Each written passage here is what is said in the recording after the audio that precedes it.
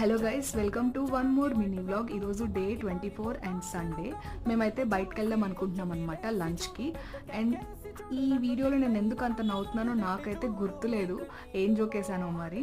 So మేమైతే ఇంకా మధ్యాహ్నం స్టార్ట్ అయిపోయాం అనమాట. అరౌండ్ 1కి అట్లా అయితే స్టార్ట్ అయిపోయాం ఇంట్లోంచి. అమ్మ అయితే ఇంట్లో చేస్తా నేను, కావాలంటే తర్వాత బయటకు వెళ్దామంటే లేదు బయటే తినాలి అని చెప్పి మేమైతే పల్లె విందుకు వచ్చాము.